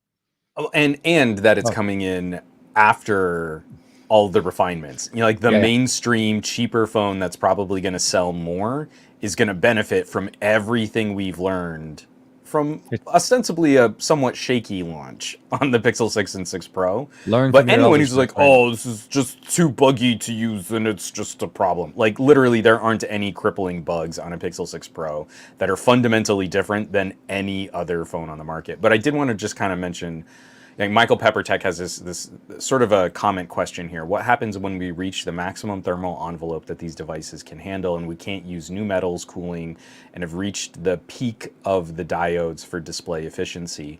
And at that point, I believe we're talking about like singularity and convergence, and we're going to be incorporating more technology into bioorganic interfaces. But in the short term, because die shrinks get increasingly more difficult. You shave a nanometer off of a fabrication process. That is no small feat. We're talking billions of dollars in infrastructure that you need to invest in to make a sort of a next gen step towards a smaller manufacturing process. Hmm. But we're already seeing the impact of every manufacturer playing with custom compute cores. Yep. Huawei kicked us off on the conversation on MPUs, really putting in neural processing hardware and AI machine learning hardware to benefit other subsystems and Hmm. remove load from the main CPU, GPU compute tasks. If you look at a Vivo, that V1 Plus coprocessor helps drive the display more efficiently. So when you're processing 120 hertz, 120 frames per second, the main GPU of the phone is actually kicking back. Hmm. It's not responsible for driving that. The same custom purpose built coprocessor that makes the camera so ridiculously fast is also responsible for driving the image on your display. So really what I think we're going to see in the short term, not to your end game, Michael, but I think in the short term is going to be maybe we need to sit out 2 generations on another die shrink. Maybe we sit Hmm. at 5 nanometers for a year or two, but along the way, a camera coprocessor, a different AI unit, different MPUs, different subsystems, maybe a change in core configuration with cache and RAM are also Hmm. going to bring better benefits. I feel like Absolutely. there's so much performance to squeeze out of where we're at today. The Dimensity 8100 shows us old CPU cores get a huge new life when you give them a modest die shrink. Now that Hmm. we've done the die shrink, if we can approach other systems in the phone with that same kind of refinement, we're going to squeeze significantly more performance out of that older hardware. And all we need to do is to take time to refine it. I kind Yep. of feel like 888 HN1, I think there was an aggressive push towards trying to maximize CPU and GPU performance. I think Qualcomm was just trying to catch Apple in big bar graphs. Hmm. And now that we've got the performance, we need to focus on refining it so that we can get back to a better performance per watt. So now You, we've got a ceiling, and if we spend 2 years at this ceiling, that is phenomenally gross overkill for even power user needs. yeah. So if we can just refine that and bring it down into a more respect, and that's already happening with the 8 plus Gen 1, H1 Gen 1, right? yeah, which we're supposed to TSMC start seeing from. manufacturing, Yep. different fabrication company. Obviously, there have been some other refinements. It's not just taking the exact same chip that Samsung had and just giving it to TSMC. TSMC is involved in the process of chip fabrication, so I'm sure there have been some other little subtle tweaks along the way, and we're already seeing, and again, in speculative benchmarks and stuff, that this should come with an almost 10 to 15% improvement in battery You life can start. at Yeah. very similar performance levels. And just like we see with the 8100, the 8100 should basically be an 870 but with better battery life.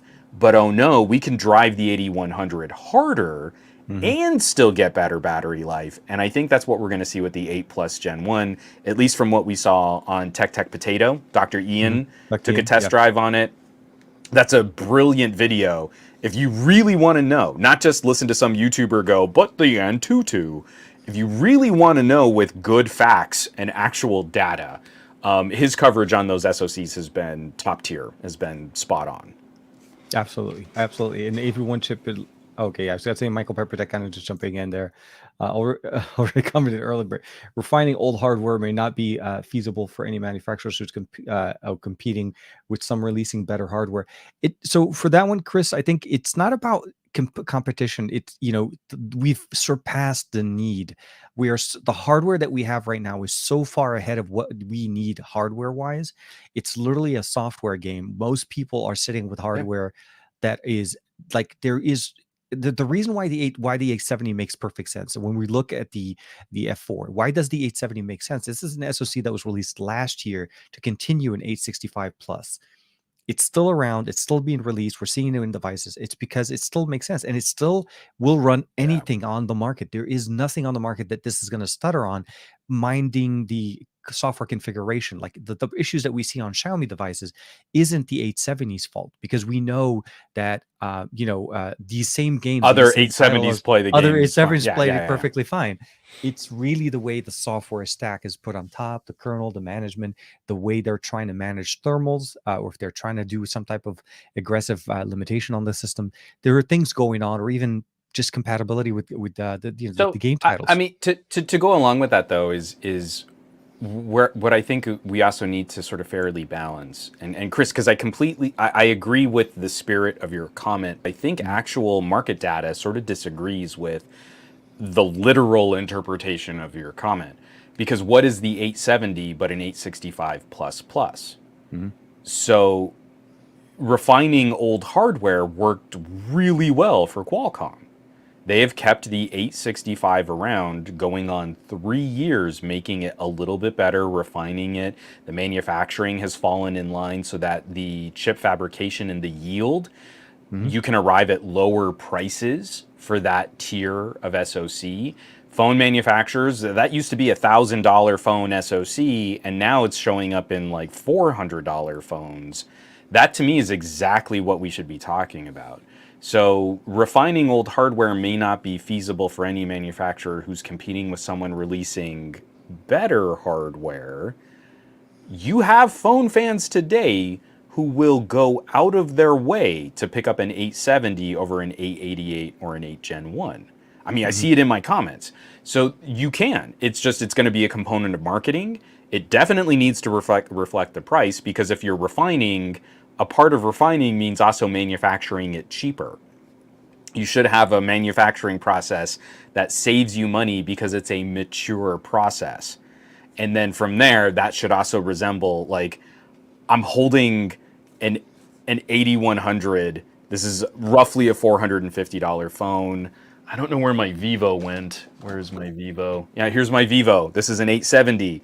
This is Mhm. roughly a $450 phone. When the 865 first came out, to get the 865 in a phone would have meant $800. Mhm. So for $350 less, I've got slightly better performance than what the 865 could deliver. That to me is a win for the market. And it, like I said before, I like to use a word like democratize. You know, you can make a big play and you can advertise this to the right people and you can make a lot of money on these products if we're all keeping that manufacturing refinement, that manufacturing process in mind. Yeah, no, and the X4 GT, just for reference, starts at 299 euros for the early bird special. So I mean, they're trying to Yeah. obviously be aggressive. This is just early bird, but still, like you're saying, between basically the $300 to $400 price point, you're able to pick up an 8100 a Dimensity 8100 on the X4 Yeah. GT. This is literally where they're targeting it, and I'm trying to find the actual price point, because So typically again, when we get on early bird, 300 euro, 8100. That's the benefit of refining an older core configuration. so We know the what F4 is four 350. So yeah, A78s. hmm Yeah, yeah. we know what this SoC is, and it's gone through a die shrink. But I mean, I'm not trying to minimize it, because die shrink, like I said before, that's an expensive process to improve your manufacturing capabilities. But you weren't reinventing the wheel. So you hmm already had so much good data on what these individual CPU cores and GPU cores could deliver, and then you just gave it a squeeze. You made it a little smaller. That has to help buffer some of the costs that normally go into like the high end hmm chip manufacturing process. I'm speaking very generally. It's definitely more complicated than that. It is definitely more expensive than what I'm trying to indicate. But again, when you can squeeze some cost savings at the beginning of the manufacturing, before the 8100 is even really mature, before hmm you've even gotten your chip yields up to the same level as the 870, it's already an SoC that's going into phones that are already on sale for 300 bucks.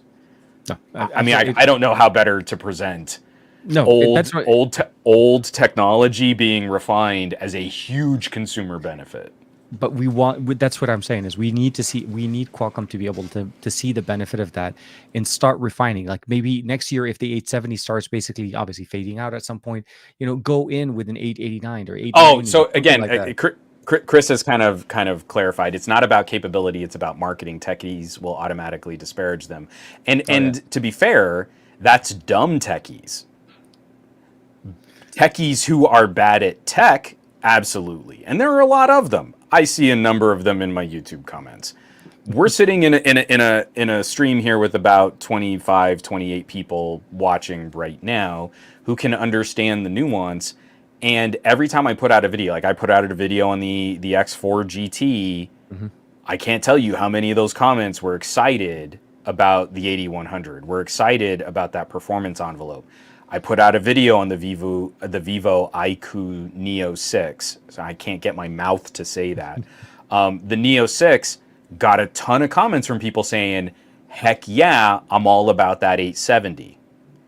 So the techies who actually know what they're talking about in terms of tech need to be better ambassadors, Hmm. but we're already like lit up about what's refinement, efficiency, performance per watt. And those techies who are really bad at this and are just playing sort of a brand and a label game are Hmm. increasingly falling behind in some of these conversations and are losing some of the credibility that they've built up because they keep just hyping whatever the hype beast of the moment is. It does not take much effort at all to scratch that one layer deeper and find a whole community of people that are having a more nuanced conversation. Not always like the most scientifically minded conversation, but just saying, hey, I've got a Galaxy S22. I'm trying to do basic stuff with it. I'm running two apps at the same time. This thing is nuclear hot and my battery is evaporating. WTF Samsung. Reuters is reporting on the corner cutting from Samsung on expensive phones. I Yeah. mean, this is not like CNET or PopSci or like mechanics or engineering rag. This is Yeah. basic news. Reuters, AP feeds have been talking about class action lawsuits and benchmark rigging on smartphones. Like, it doesn't take much to get out of the tiny bubble of techies who are bad at tech but are the loudest in YouTube comments and Hmm. find a much broader community of people that are just sharing experiences but are pointing to these trends as things that we don't want. The scientific way of saying it is like, hey, we're looking at better performance per watt. But your cousins are going to say, why the heck does my brand new Samsung perform worse than my old Samsung? They care. Yeah. And No. again, we can point them in directions to say, like, there are technologies that can make this better, and you'll probably spend less on Much the less. phone to get better performance. No, I'm with you, and I feel like this is where we need to keep championing the conversation and continue it, and hopefully we'll still see more devices. I mean, we're almost at the middle point of 2022, and we're still seeing 870 being used. So it definitely, I wouldn't be surprised if Yeah. we see it on a few more devices before the year is over. But I mean, And you published a video on the F4 today. I mean, I'm sure someone in your audience mentioned performance is the Barry Johnson, 870. I loved it. Barry jumped in. I know. I was about to say, Oh, let it's me see if I can like pull up my F4 GT because I think I had a lot of people banging on. And Barry Johnson also was like, "Hey, Dimensity 8100, let's go." yeah. No, I know. But while we're just doing this, It's so Radislaw Orlowski asking about charging specifications mhm. and what is actually supported on the 8100. A couple people asking if MediaTek can support GCam, which I think can be a little bit more difficult depending on And compatibility. it's going to get even harder as we see more on Tensor. It wants to start becoming more Tensor specific, not Qualcomm specific, because as you know, Oh as yeah. so yeah, so yeah, no GCam is it. I'll say this: it has been ported to Keyring processors in the past. It wasn't 100% port, but what I will probably say is it wouldn't be impossible if there is enough demand, and that's typically where the bottleneck is. It's not that there Mhm. isn't demand; it's just that typically, like developers may not have them and there's not enough people asking for it. So yeah, I'll say it'll be quite hard initially. Yeah, let's just say Yep. that. So I've got Sam saying the 8100 is the best CPU of the year. Sunset Nova just throwing out a MediaTek greater than Qualcomm sign, which I believe Michael was replying to that individual in my chat. The Dimensity. This is from Warris. The Dimensity 8100 is a killer. It's been very interested to try a phone. I've been very interested to try a phone that comes with it. Spider Pig. This phone is more exciting because of the performance than the Nothing phone with gimmick lights. You know, Yeah, let's not get into it. A Yeah, eight eight A8 knots actually got it. Finally, a true successor to the X3 Pro, like I was whining about on some of my comments on the X4 Pro video. So the 8100 is such a breath of fresh air. This is how a chip should perform. I mean, like I've got a number of people in here that are hyped and are getting what the 8100 is. I So think I'm not. that's the thing. We need to see more in. I'm excited. Like I said, it's the cover that we couldn't get into with the 9000. That was my biggest thing. We wanted to see how this 9000 stack up against the 8 Gen 1. It wasn't that I'm trying to say one is better, but also seeing the benefits of both ecosystems. I mean, they're both trying to get into there in the it's a similar architecture. They're using slightly different RAM. The MediaTek uses the slightly faster RAM. Can that performance can that show into performance in there? For me, at the end of the day, the 8100 is a beginning. It's not the end, it's the beginning. It's a very promising beginning that we can see now what the 11 and It's 1200 have been doing for Yeah, years. I was gonna say for me the Dimensity 1000 was, oh, this is changing my mind, because I've always kind of appreciated, like I've always felt like MediaTek's, they're great for entry level phones. You just need something budget. You need something cheap. The G gonna do series has great. been doing great, and that's It's what most great. people A P35. I mean, all you just need to do is like check your email. It's going to be fine. And then the Dimensity 1000 came and rocked my socks, and it was competitive, and it wasn't the most premium flagship grade SoC, but it was priced just below where a comparable Qualcomm would live. Yeah. And ever since the 1000 to the 1200, I was playing with the TCL, has a Dimensity 700, and that is a surprisingly good SoC on a $200-ish phone that you're going to get for free on contract. With the But stylus 8100 with stylus support. Let's not forget that one. I love to drive that down there. It's great. It's great. So now playing with the Dimensity 8100, I'm desperate to get my hands on a Dimensity 9000, because I'd be very curious to see. I keep asking. I've been saying, I've even been like tagging the MediaTek people, like, hey, I just put out a video on this POCO and it's got the 8100. It's pretty great. If you guys have a 9000, you should send it to me. I'm Juan. Okay, bye. I love you. This is what's exciting. Yeah. I am critically anxious to see what Google can do with Tensor 2, because I feel their focus isn't going to be on raw horsepower. It's going to be on AI. Yeah. So this is going to be a very different conversation as the Pixels continue to evolve. We've got Qualcomm and MediaTek going head to head, and with Qualcomm leaning on TSMC and MediaTek delivering 5 nanometer, this actually catches us up to Apple in a really interesting way, where, according to leaks and rumors, we can be somewhat confident that the iPhone 14 is going to keep the same SoC from the iPhone 13. So your $800 tier phone, I bet you there are going to be some subtle refinements, some additional features. Apple's going to find something to justify a price increase, because we know prices are going to climb. But the core CPU, GPU chunk is going to be more consistent with Apple at the $800 tier. Less reason to get an iPhone 14 if it performs kind of the same as an iPhone 13, and you can get an iPhone 13 on sale.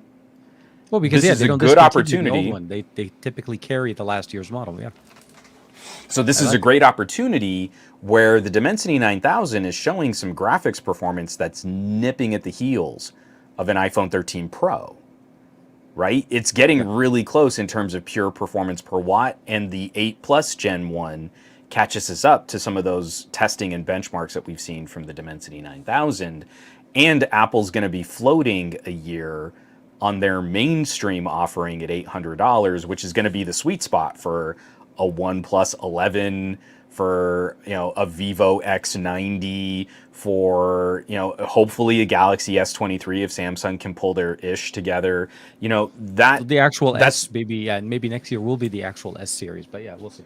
Yeah, sorry. for real. Yeah, So this is actually great timing for us to look at, like, do we don't really need to wow people with bigger bar graph benchmark scores. What we need is to come in and say, like, a performance per watt that lines up with an iPhone 13 is flippin' stellar. Like, that is really good. We kind of we're getting close to that in a certain number of applications, and especially in gaming.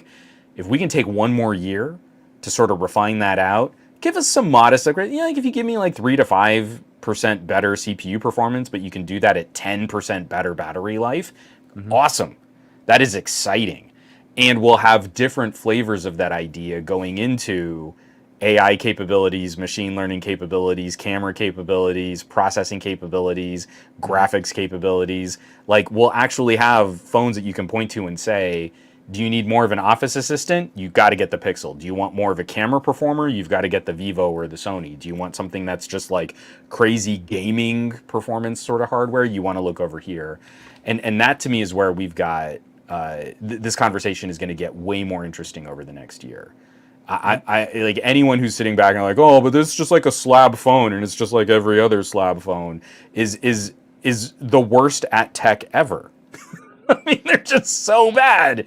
It makes me sad because I'm sitting in front of so many different experiences and I find something to love out of every single one of them. And none of them have been bad. The worst performing phone I've tested this year, I don't know, maybe an Infinix. And you're like, No, man, for the price, it's though, still, you have to but kind that's of just it. It's understand. like, this is still great. I mean, this is still a very good phone. This is a phone that would have been like flagship grade, premium tier flagship grade, like 5 or 6 years ago. You can't tell me that there's not an audience for someone that needs that as their sort of bread and Yeah, butter, cover the basics daily driver experience. And I'm good with that. I It like that. works No, for me. I want to see more of that. That's the biggest thing that we have to kind of go with. But yeah, so at the end of the day, I think if we kind of really summarize it, the overall performance, what we see between the two, is really based on a case by case basis. But overall, you're not going to be disappointed with either. They're hitting between the 300 to 350 euro price point between the two.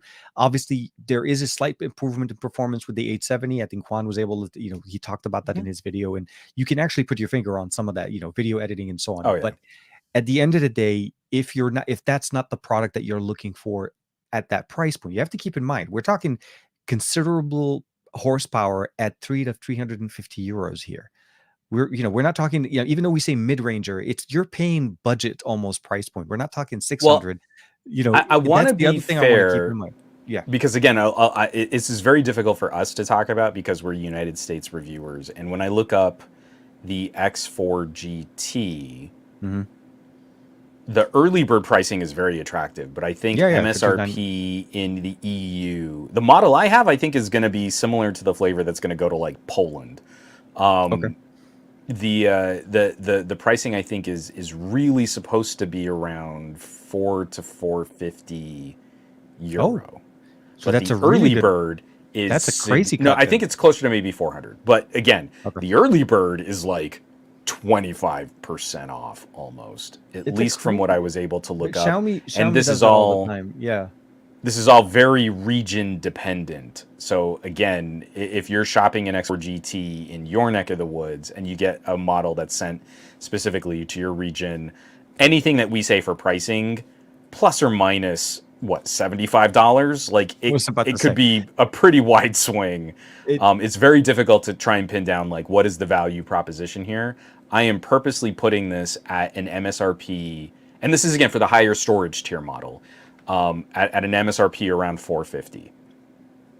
And at 450, I think we've got incredible performance, a very good screen, very good battery life, respectably fast charging, actual fast charging, not Samsung fake fast charging. Hmm. And we've got compute power on tap that is ridiculous overkill for someone's needs at Hmm. around $450. Like, Absolutely. it's a tier above. So if you can get it on a sale or on an early Early bird or on bird. a Yeah. coupon, and Hmm. it's coming in at like 300 euro, that is such a stonking good That's a buy. much. Because I So I haven't never even got the gotten pricing. I into. couldn't. Yeah, I couldn't. I didn't know what the pricing is. Was it You can't. I mean, historical? I can't really pin it down. It's always been impossible for me on Pocos. I always just have to ballpark it, and I always Hmm. try to aim high so that Hmm. someone in my comments can be like, "Oh man, you don't know what you're talking about. I got this phone for like 75 cents and a half a ham sandwich," and you're like, Kick "Then ass. didn't you get a good deal?" Yeah, yeah, Because I yeah. was excited about this phone when it was four hundred and The fifty Pro. dollars. Yeah, yeah, yeah. No, no, I'm with you. I'm with you. But yeah, so hopefully we'll definitely be covering more, and we'll see more devices come up with it. I mean, like I said, the 870 is not dead; it's still coming up. It's still going strong, and the 8100 is literally starting up. Oh yeah, For me, I was very, very happy and very surprised to see it on the obviously with the GT3 Neo, the GT Neo, the GT Neo 3 from Realme. That they're definitely challenging us, but it's a very, very nice, very yeah. fast charging phone. 150-watt charging on that one is just crazy. Realme's been pushing it. But what I wanted to double check with all this, obviously, there was obviously the Nothing phone went on sale. There's a whole bunch of things going on, but I don't know if you caught it. But there's some things talking about the fact that the Nothing phone is going to be running the 778G. It's not Yeah. actually going to be running a flagship processor, so it's really more going into Well, the mid-ranger experience. do you But know the only thing I'm sad about there is mhm, I was hoping because the Carl Pei went out and made a big we're working with Samsung about making an ecosystem support of yeah, products and accessories, and when they were mentioning like that they were going to be working with Qualcomm, what I was hoping is that this would be sort of a boutiquey way to launch the 7 Gen 1. oh, that's right. Yeah, yeah, yeah, yeah. That's what I was. I was really In hoping my that mind, that honestly, I we talked about it. I'd We kind of talked just about it a stapled couple them of years. together. Yeah, Yeah, yeah. No, exactly, it would make same. perfect sense. So even from our conversation last week where we were kind of digging into the Nothing phone, and then also I kind of went dark on the Nothing phone during my podcast on Monday. Yeah, Man, I yeah. was not in good shape this Monday. It makes me even more anxious, and it makes the pricing even more critical. This thing is going to have to go up against Vivos and Pocos, and especially in the regions where they will ship, Yeah. they have those kinds of phones They're directly they're going competing. straight to competing. Yeah, they're going The, head to head the with them the only saving grace is that it won't have to fight a Pixel 6a because it in won't its be coming launch to it. countries. Yeah, I Yeah, know. I was like, it's not coming. but it makes me feel like let's say this thing launches around $400, which I'm getting the feeling it's going to end up somewhere around 400. That is It, such a tough fight. okay, a It boss is move from such a Carl Pei difficult would fight. be to launch it at 399. To I launch don't it even at think the that's a no, not boss move. 39. No, no, no, no. I'm sorry, You mean 349. 299? Was it 299 the original OnePlus? Was it 299 or 2 Oh, you 349? mean take it all the way back to the original launch price That's of what the I'm saying. I OnePlus? think That could be kind of the fun. boss move we're to say Yeah. is to shoot straight for that original price point. Because I remember mine, the one I got with the first OnePlus with 64 was 350. But I want to say like early pricing was like 299. But if he's able to bring it down with the 778 and go down to that price point, I think he'll get the buzz. That's the driving force behind it. Because now we know he's not trying to hit the 8 Gen 1, the 888, the 8. He's literally going in with a well-balanced experience, but there's obviously a lot of it sounds like status and so on going on with it. The LEDs look cute and everything like that. But again, unless you're keeping it on with a clear case and to be able to utilize all those LEDs, that becomes kind of like counterproductive. So, but the long story short, I guess I don't want to make it. I just noticed that as I was going through Twitter, I actually missed it. I got off when I saw the video from Marquez talking about the hands-on experience with the phone, and I was really like I felt very. He wasn't critical. He wasn't at all. Like it was more about like okay, this is nice. We'll see, kind of like whatever, I've seen him do more things to other devices and be more critical if, depending on the label. But at the end of the day, we'll have to see. Yeah, I, July 12th is around the corner. I'll say that. again, I feel there are certain channels and certain people who host kinds of conversations that are just like, here's a pretty look at a new product. Hmm. And it's not about critiquing or performing or reviewing. It's just you want to see it, and I'll hold it, and here's really pretty B-roll of it. At $299, you've got an incredible story that harkens back to the emotional feels of the disenfranchised That's OnePlus community. that's what I feel That's like would be the right. interesting. Yeah. I Go I'm for it at a really anxious loss. because This I would be think this is the one to go with. Go in at a loss. Don't go in for the profits. see, Go in to get the market share, because that's what OnePlus but did. They were yeah, I losing know, money on the OnePlus One. They were not making but money. because he already built a company on losing money, and then when the company started making money, their He fan left. base was betrayed. I I don't think we're gonna see that same repeat. I had to go digging into the press release that we got from the POCO PR team. Mhm. The X4 GT in its base model configuration, 8 gigabytes of RAM and 128 gig of storage, full recommended retail price. The MSRP is €379. Not even 400. If a Yeah. POCO comes out with a 778, and I'm assuming a starting storage configuration of 8 128 and an okay, screen, probably 90 hertz or 120 hertz display, and it Mhm. has to go toe to toe with an X4 GT, it's gonna get murked. Yeah. Like 9 consumers out of 10, No, that I would can't imagine they're gonna side with the nothing. it's a tough it's a much tougher it's a tougher story. It's not a proven story. It's not like it's harder to kind of don't get me wrong. I'm trying to find ways to make sense of how this makes can actually make a hit. And the only thing right now that kind of resonates with me is if it hits that 399 or 349 price point, or even the original OnePlus phone price point, and don't even call it out, but go there, that will get the hype buildup that he wants, that feeds into the demand, that it feeds into Yeah. people wanting to give it a chance because of where it is. Like you said, for 350 and you're getting the 8100, for 400 bucks, for 400 euros, and you're getting the 870. That's a lot of competition. SoCs are hanging around now. They're not just disappearing because the year is over. So it's a tougher thing. Yeah.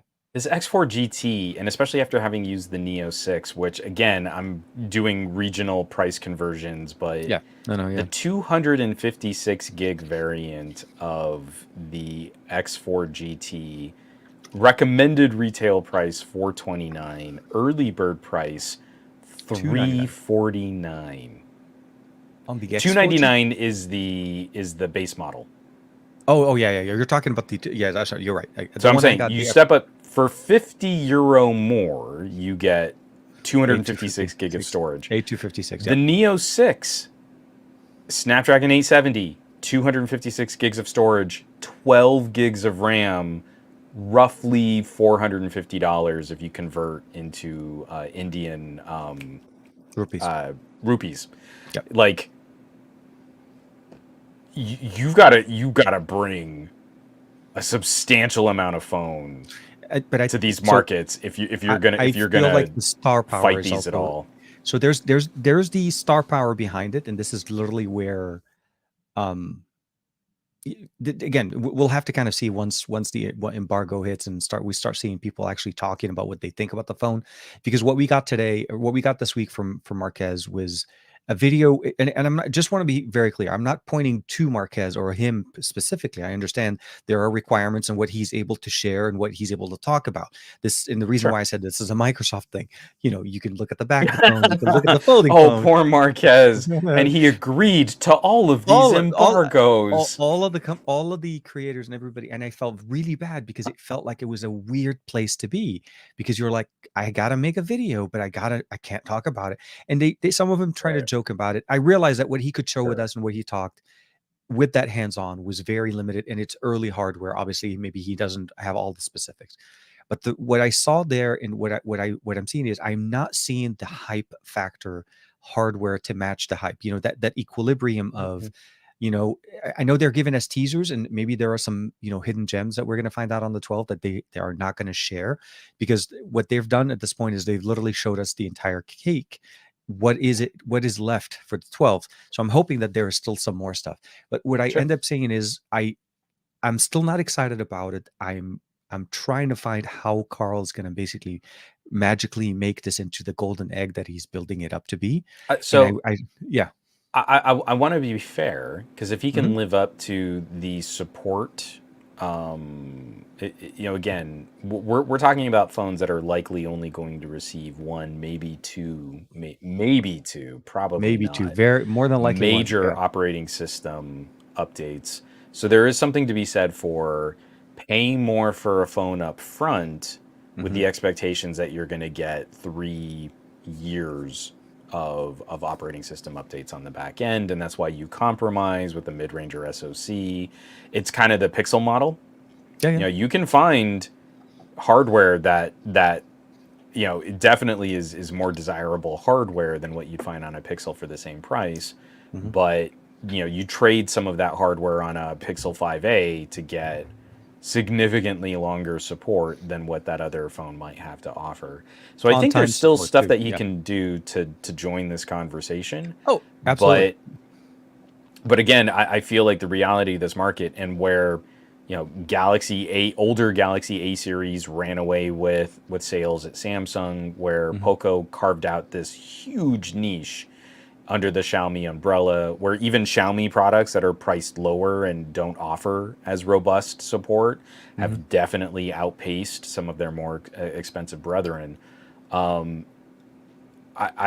mean, like you were saying, I need to see something disruptive.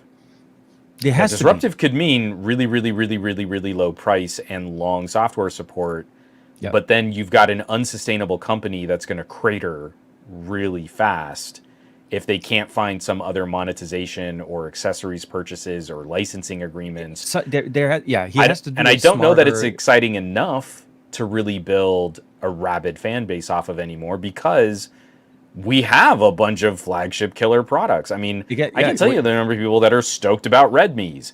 I'm Mhm. sitting in front of Pocos. You've had these crazy designer, cartoon influenced Realmes. Like, so Keep it many more going, people are Will. going to be excited We want about Demon a Slayer. Dragon Demon Ball Slayer phone. next. Yes. Dragon Ball, I man. Come on. need a Vampire Hunter D Vivo X series Yes. phone. Vivo, if you're listening. Vampire Give Hunter me D. the Vampire Hunter D, because I'm an old and I love my gory horror gothic So you anime. don't want the Beavis and Butthead edition smartphone, right? You can like with I mean, how the hilarious would that the be? Is like, here's the Beavis and Butthead edition phone, and it's got every metal rock and roll video that was produced in the '90s stored in its and the ROM. wallpaper is just basically head banging with the Right, hands. exactly. It's an animated wallpaper, but it's the only animated wallpaper you're Right. allowed to have. No, Is no, I know. But yeah, so I mean, we're kind of getting also kind of to the end of the show. So I want to really kind of there's a couple of things coming up. Obviously, June is pretty much done, right? We're almost like another maybe less than 10 days there to go. Um, and the reality is, we're almost there. July's packing a couple of big hits for us. We have Mhm. as we know, the 6A is going to be coming out. We have obviously the Nothing phone right around the corner from each other, the 12th and the 21st. And I'm sure there'll be Mhm. other devices coming out. It's not going to be the only two available devices. This as typically, I honestly didn't expect the F4 and the GT and then all of those things kind of hitting us at the same time. But kind of keeping rounding it up and everything else. Are you putting out any more content? Is there any other videos that you're going to be pushing out this week before the week is over? So I know you dropped the F4. Oh, tomorrow I'm sorry, gonna try and X4. get that NOS video out. So Oh, the QNAP the trip. TS233, the little two bay, Oh, two bay. Sorry, I finally I've have that seen all this three built, bay. and Yeah, yeah. it is such a killer little box. Hmm. Again, this is definitely more, excuse me, a home office enthusiast. This is not a corporate or like a really robust multi-user kind of solution, but it's been very surprising what it can do. Like, I was doing 4K Blu-ray streams to Hmm. all three of the TVs in our home, you're like, yeah, this thing's hanging in there. This is doing this really well. And just as like I get really excited about disruption in things like the laptop market, this is another generation of ARM powered network attached storage. Yeah, I like So that. ARM isn't the gig if you've got to run a medium sized office and you have a ton of users, but you know, lower power SoC but with good multimedia capabilities, and they've got a little NPU for face tracking. They I have like an that. NPU in a NOS so that when you search through your photos, it's It'll actually cataloged and catalog me by face. categorized. Yeah, yeah. It trains on the faces of your family member. I mean, like, that is such an interesting little hook on something. It's just a big box of hard drives. So I'm going to try and get that video out tomorrow. Then it's all steam, full open throttle to get my moto finished. I've got to do a proper look at the Honor Magic 4 Hmm. as I did our little field trip, but now I've been using the phone a little bit more. And the more I use the Honor Magic 4, the more I really want to do a showdown against the Axon as sort Oh of yeah, a the brands Axon that 40. have been revived Hmm. showdown. Because, you know, like an Axon 7 versus an Honor 8 was one of my all-time favorite phone comparisons. And Hmm. now, like, you know, ZTE kind of left the market, and then they kind of came back. Honor kind of got, you know, pushed out of the market, and now they're back. And now I like this has to be my next showdown Absolutely. is like the zombie brands of ZTE. I'm not going to say it that way. I don't think either of those companies would appreciate me calling them zombies. But we don't often get a company back in such a big way, and both the Axon and this Honor are very unique, Hmm. premium tier, high performance options that it kind of fits. Like I need to pit them against each other. So that'll probably end up being sort of middle of next week. Okay. Yeah. Well, I'm working on my Honor Magic.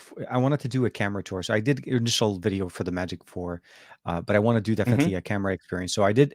I didn't focus on that on our outing last week, so I do want to hopefully I mean, you maybe shot a next few week I'll. samples, but I you know, did. I know Yeah. we were both scrambling on those POCOs I at the was. Natural History Museum. Like we couldn't Yeah. show people, but No, it I was it a was lot. just it was literally like you saw me like white phone, phone, phone, phone. I'm like it We was a look lot like of such work. dorks. It was amazing. I know, I know. Well, people are watching. It's like, what is Why are these wrong with guys these taking people? like 30 photos of Why can't this he just pick one flippin'? phone to take the picture and just move on? My kids want to see the dinosaur. But yeah, no. Hopefully next week I'll get a chance to spend some more time with that. I also have some. I'll have a couple of videos coming out on some things I can't really talk about yet. But I do also want to make a video. I did get some. So I don't know how to explain this. Are you familiar with Gravistar, the brand for Hmm. speakers? Yeah, And so they reached out, and I honestly didn't think they were going to look this kick ass, but like they sent me like that does look really this. cool. Oh my God. Yeah. Like seriously, the best looking speaker ever. Like, the legs articulate RGB heaven sitting in there. Hold on, let's turn it on just to kind of show you guys. I get excited just turning it on. Bluetooth connected. And then you Bluetooth could change the cut. connected. Yeah, no, you could change the. Okay, now And I'm like I'm in can front of. you hook those up and do like stereo So configurations with multiple units? with the big ones you can. And I just realized I turned on music because I hit the play button. I know, and the stream suddenly got demonetized. Um, so they sent me two. They sent me that one, and then of course they sent me the Venus one, which is kind of little cute baby one. So that's going to be one of my videos for next Oh, week. little But guy it's with a just, Gatling gun. dude. My main thing with this one. So Omar already kind of called dibs on this. So I'm like, totally, Smart kid. I like your kid. He's absolutely. got style. So yeah, so that's going to be one of the videos next week for me, and of course there'll be the show on Saturday morning, the Android Bay. I don't know why I phased back at 2021, and then they'll yeah. So essentially, just a little bit kind of finishing up some stuff, and then I may be calling in from a secret location. We'll have to see how that goes. Ooh, I fancy. it may or may not happen, but we'll see. Maybe stay tuned. Stay tuned for next week's episode of the Best of Our Week, where TK calls in from an undisclosed location. But yeah, no, it'll be. I think it'll be fun. Hopefully, we'll know more. And then, like I said, for me, it's more about just enjoying our tech. That's at the end of the day, you got to enjoy the tech that you're getting, because if you're not enjoying it, then it's money not spent well, and you're not going to be able to justify. You're going to feel awkward about it. So just listen to the best experiences, I would say, in what the features that you want for, look for those and listen to the people that are trying to advocate for those, what the experience is going to be with an 8100, with an 870, utilizing, like the 778 is not a bad processor, right? By no means were we saying that it's a 7 series processor, but I think to Juan's point, the 7 Gen 1 would have been a more epic start, because it is roughly around the time. I mean, Qualcomm did announce it, and we should start seeing devices. But we'll see. We'll see. The one thing I probably will say is there may be multiple versions of the Nothing phone. Maybe this is what we're seeing right now is just iteration one. So the conversation could change, but we'll keep it there. I mean, how annoying is it going to be if we get like a Nothing phone 1, Nothing phone 1, Nothing phone 1 plus, yeah, Nothing phone 1 Pro, Nothing phone 1 Ultra, you're Nothing joking, phone 1 Ultra Plus, Pro Plus 5G X. Yeah, I know. We'll have to see. Let's just. I want to see basically how they get out the gate on the 12th. That's pretty much my main thing about seeing where things are, and hopefully we'll see how things go. But with that being said, I do want to say first and foremost, thank you, Juan, for hanging out with me earlier this week and tonight as well.